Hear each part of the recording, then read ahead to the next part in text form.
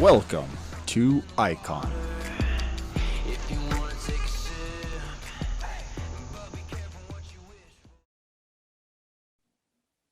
Look at the situation and kind of try to see it from different angles because not everything is as what it seems or what they say that it is, and that's with anything in life. You have to just kind of not just go off your first assumption. You have to kind of just stop and think and be like, okay, well, what are the other avenues here, or what could this person have been feeling, or what could this person have been seeing? Like, let's try to figure this out, you know.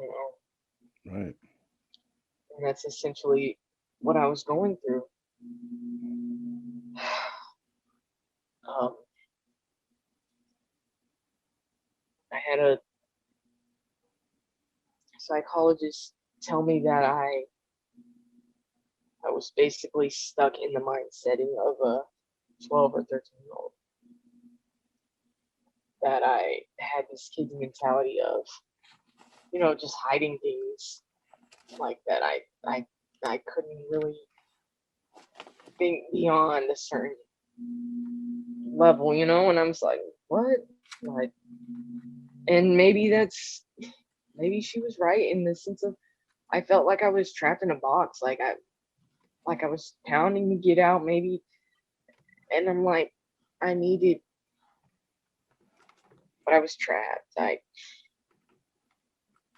can't tell you why, but I know that none of my intentions were of a heinous nature. None of my intentions were to make this situation as it was. I was scared. I, I went to the person who I thought could help me, and just turned into a nightmare. A nightmare that I'm still dealing with today. And I'm still learning to live with, because I go day to day, you know, struggling in the sense of I could go to the store and go through a baby section and just break down, or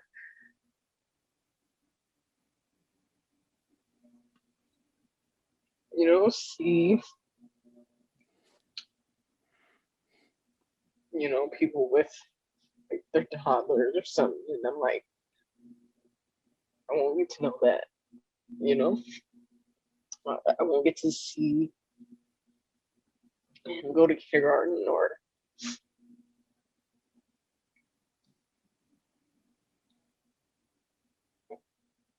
go through things as a normal child, and I deal with that every day. Essentially, I had a life sentence. I have one. Um, the fact that I will always have this, I will always think of him. There was never a day that goes by that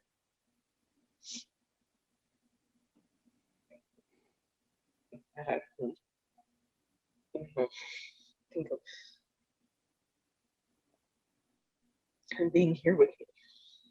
Right. And that's that's difficult. So some days are better than others.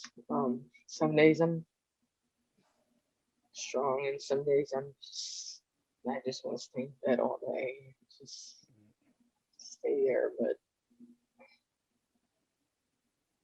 I know that's not God's purpose, you know. I know that's not. I was supposed to die too. I was supposed to,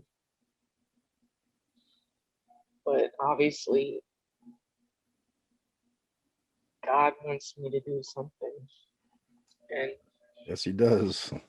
Yes, he does. I don't know what it is, but I know that I do want to help people. I do want to send a message that you can make it through anything for one. And I know that it's just so unbearable, you know, almost if you think that you can't make it, you know. And some days I still question that, but I've made it, and not because of anything for me. It's not because of anything of a defense attorney or any of that. It's because God knows the Right. situation. Yeah. Because God knows my heart. And being in that jail cell, and he said,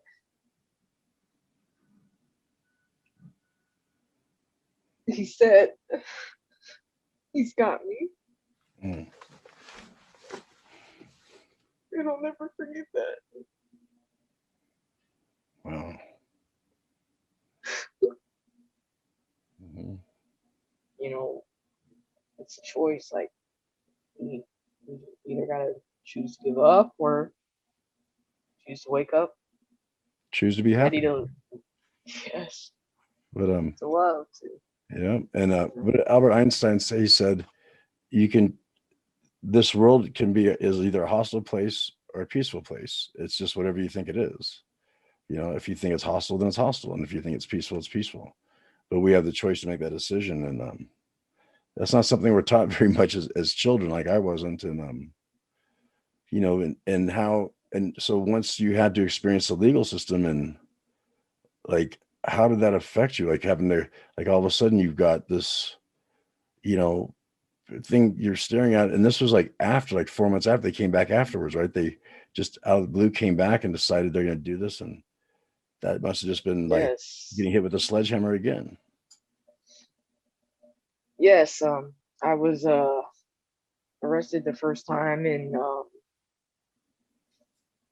essentially you can tell whether or not a child is born alive. Mhm. You can tell that instantly. You can tell by you know, inflation of lungs. You can tell by certain things of that nature. Well, they came back, and they used this pathologist that created his own science, you know, and basically gave his own opinion that wasn't in the realm of science, but he created it to be. If that makes any sense, because it was refuted, it was but he wrote this book on basically his method, and my pathologist said, who once again very highly acclaimed, very world renowned pathologist, said without a shadow of a doubt that that's out the realm of science. Basically, to her, the situation is what it was told, because as soon as they arrested me, I told them this this is the situation. This is what's going on. I told him verbatim, and okay, well, if you took something heinous from that, why didn't you arrest me for that right then and there instead of coming back 4 to 5 months later when it's election, like 2 months later,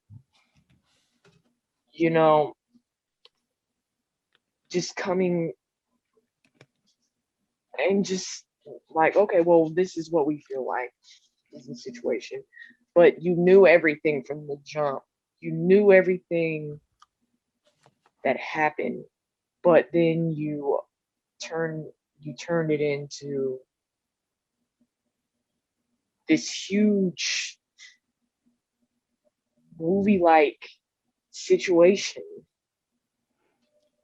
and just basically turned it into the worst possible scenario imaginable. If that makes any sense. Well, yeah, and for her own benefit, because she wanted to create this aura that we're tough on crime, and this is crime, and this is like a big crime, and then like, yeah, I can totally see what she did, and why she did it, and but she now, lost don't get me wrong.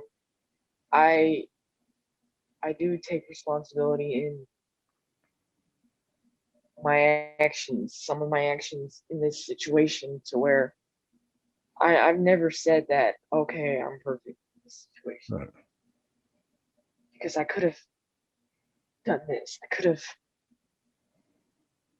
asked for help. I could have made a different decision, And it's that decision that could have changed. I wouldn't have even been arrested or any of that if I had just turned and got help. Right. Basically, that's what I was charged with, like, because I did not get help. It's This situation turned into. this came to me like you weren't charged because of what happened, the situation that happened, in the death of your baby. You were charged with being punished for not reacting the right way, which is like, I'm going to be punished for making a mistake that I didn't know I was even making a mistake. I didn't know what to do. I just chose something because I had limited choices. And, it's just really, it's hard to fathom, like, but like, you know what I'm saying, right? Like you weren't there because of what happened. That situation happened because that's what happened. There was something wrong with the pregnancy and that birth, and and that wasn't going to change. But your decision afterwards, of course, you could have made a different decision, but that would not have had any bearing at all on what happened that day during the miscarriage. So Absolutely. so for like her to hone in that and build that up, and then thank God she lost that election, right? Yes. Yeah, yeah. Thank God for that. She did. It basically, that's absolutely what it is. Mm-hmm.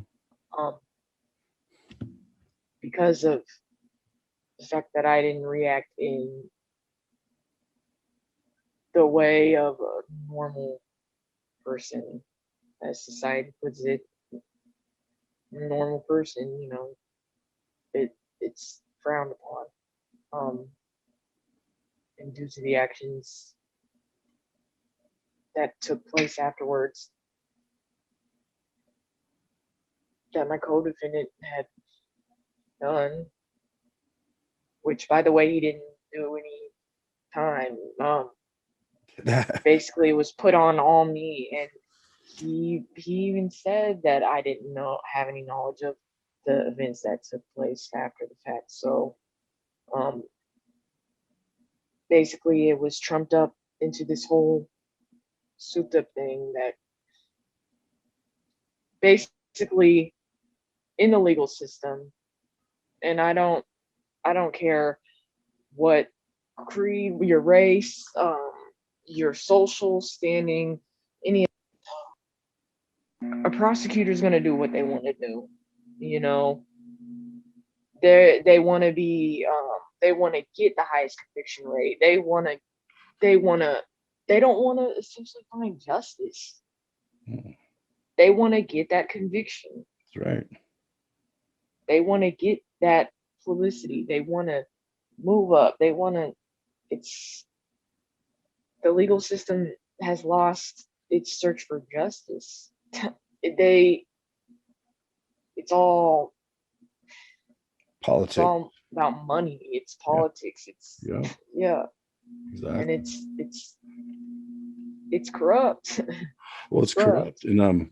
and it's unfair. So so if you don't mind, like, the amount of time they gave you and what you got and what you were faced with, and like, taking the offer, and like, because in that short period of time, once this all came to, like, wow, this is happening to me, you didn't have much time, and like it all just started coming so fast.